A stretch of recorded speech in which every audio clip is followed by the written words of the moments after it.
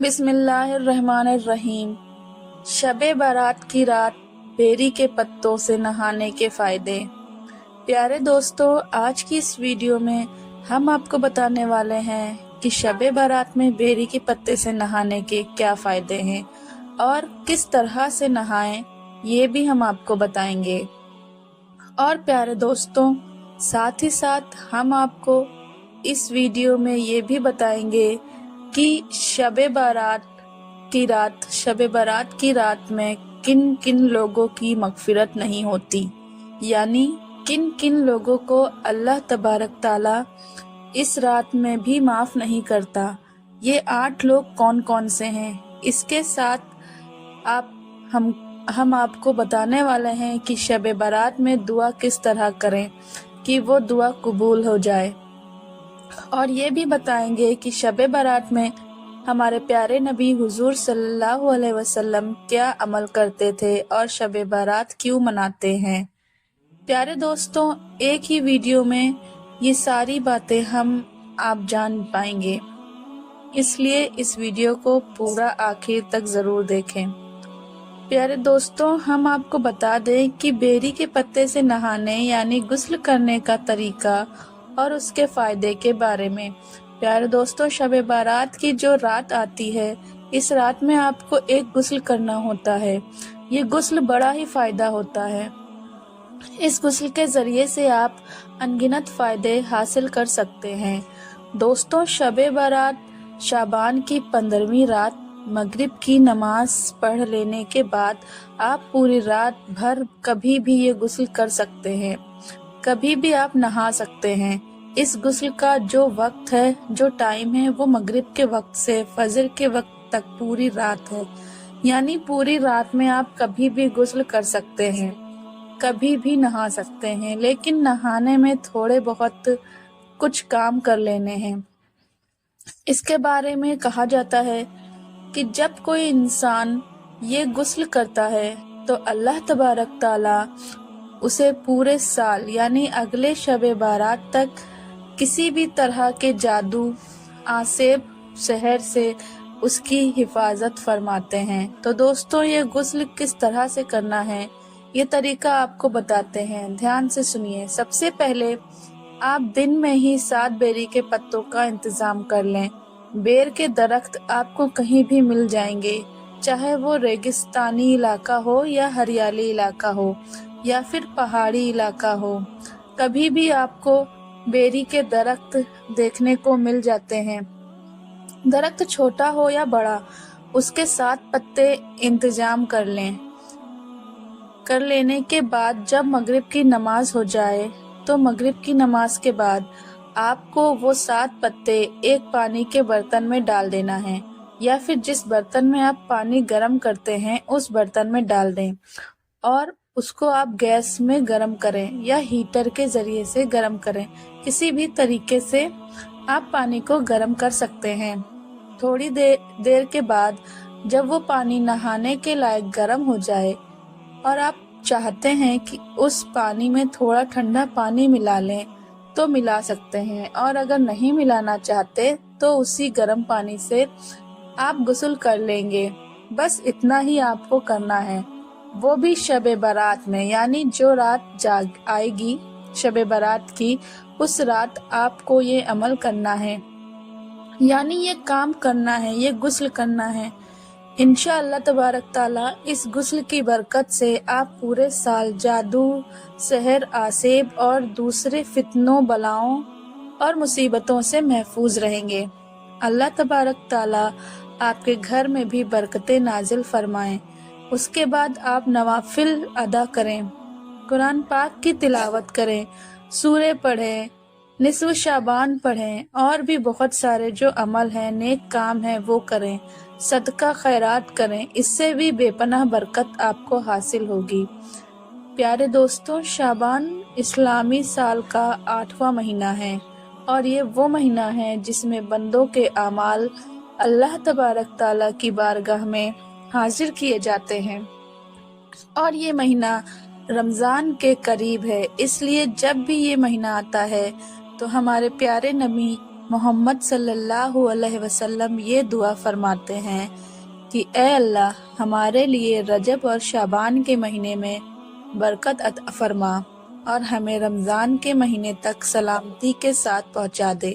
اور آپ صلی اللہ علیہ وسلم زیادہ تر نفلی روزے شعبان کے مہینے میں ہی رکھا کرتے تھے، اور اس کی وجہ آپ فرماتے تھے کہ اس مہینے میں ملک الموت یعنی موت کے فرشتے کو ان لوگوں کے نام کی لسٹ دی جاتی ہے جو 1 سال کے اندر مرنے والے ہیں۔ جو اس سال مریں گے تو میں چاہتا ہوں کہ میرا فیصلہ روزے کی حالت میں کیا جائے۔ پیارے دوستوں، شعبان کے مہینے میں ایک برکت اور فضیلت والی رات آتی ہے جس کو شب برات کہتے ہیں، جو کہ شعبان کی 15ویں رات ہوتی ہے، اور اس رات میں نفلی عبادت کی بہت بڑی فضیلت ہے۔ آپ کو بتاتے ہیں کہ شب برات کیا ہے۔ تو شب برات کو ہندی میں رات کہتے ہیں، اور بارات کا مطلب ہے بری ہونا، آزاد ہونا، یعنی گناہوں سے چھٹکارا مل جانا، اور عربی مہینے کی 15 شعبان کو یہ رات ہوتی ہے جس کو شب برات کہتے ہیں۔ اس رات کی فضیلت ہے کہ اگر کوئی بندہ ثواب کی امید کے ساتھ عبادت کرتے ہوئے اللہ تبارک تعالیٰ سے اپنے گناہوں کی معافی مانگے تو اللہ تبارک تعالیٰ بہت جلد اس کے گناہوں کو معاف کر دے گا۔ اب آپ کو بتاتے ہیں کہ فضیلت والی راتیں کون کون سی ہیں۔ نمبر 1، لیلۃ القدر جو رمضان کے آخری عشرے میں ہوتی ہے۔ نمبر 2، عید الفطر کی رات۔ نمبر 3، عید الاضحیٰ، عید قربانی کی رات۔ نمبر 4، 15 شعبان کی رات یعنی شب برات۔ اس رات کی کیا خاصیت ہے؟ تو دوستو، جس طرح پورے سال کا بجٹ سرکار پیش کرتی ہے کہ پورے سال کیا ہوگا، اسی طرح اس رات میں آنے والے سال کے تمام قدرت کاموں کا لیکھا جوکھا اللہ تبارک تعالیٰ فرشتوں کو دے دیتے ہیں، جیسے کہ لوگوں کی زندگی اور موت وغیرہ۔ اس رات میں کیا کوئی خاص عبادت ہے؟ تو نہیں، اس رات میں کوئی خاص عبادت نہیں جو سنت سے ثابت ہو۔ ہاں، نفلی عبادت کوئی بھی کر سکتے ہیں، جیسے نفل نماز پڑھنا، قرآن کی تلاوت کرنا، اللہ کا ذکر کرنا، دعا کرنا، کیونکہ یہ رات بخشش کی رات ہے، اس لیے اللہ کے سامنے اپنے گناہوں کی معافی ضرور مانگنا۔ کیا اس رات میں صلاۃ التسبیح پڑھنا ضروری ہے؟ نہیں، جیسا کہ میں نے اوپر کہا کہ اس رات میں کوئی عبادت خاص نہیں ہے۔ ہاں، نفلی عبادت جو بھی چاہے کر سکتے ہیں۔ جہاں تک صلاۃ التسبیح کی بات ہے تو یہ نماز نفل ہے اور فضیلتوں والی ہے، آپ چاہیں تو پڑھ لیں، کیونکہ اس نماز کی اتنی فضیلت ہے کہ اس کو صرف اسی رات میں نہیں بلکہ پورے سال میں کئی بار پڑھنا چاہیے۔ اب بات آتی ہے، کیا صلاۃ التسبیح جماعت کے ساتھ پڑھی جا سکتی ہے؟ تو نہیں، نفل نماز جماعت کے ساتھ نہیں پڑھی جا سکتی، بلکہ اسے الگ الگ اپنے طور پر پڑھیں۔ اس رات میں عبادت مسجد میں کریں یا گھر میں، تو ہمارے پیارے نبی حضور صلی اللہ علیہ وسلم نے فرمایا کہ اپنے گھروں کو قبرستان نہ بناؤ۔ مطلب یہ ہے کہ فرض نماز کے علاوہ نفل سنتوں اور ذکر سے اپنے گھر کو منور اور روشن کرو۔ اور اس رات میں عبادت نفلی ہے، اس لیے یہ گھر میں کریں تو زیادہ بہتر ہے، کیونکہ نفلی عبادت کے لیے لوگوں کو جمع ہونا ٹھیک نہیں ہے۔ اپنے طور پر جتنا ہو سکے کرنا چاہیے۔ شب برات میں ہمارے نبی صلی اللہ علیہ وسلم کا کیا عمل تھا، یعنی وہ کیا کرتے تھے؟ حضرت عائشہ صدیقہ رضی اللہ تعالی عنہا فرماتی ہیں کہ نبی پاک صلی اللہ علیہ وسلم 15ویں شعبان کو گھر تشریف لائے اور ابھی پورے کپڑے اتارے بھی نہیں تھے کہ پھر پہن لیے اور گھر سے نکل پڑے۔ میں بھی پیچھے پیچھے چل گئی یہ دیکھنے کے لیے کہ آپ کہاں جا رہے ہیں۔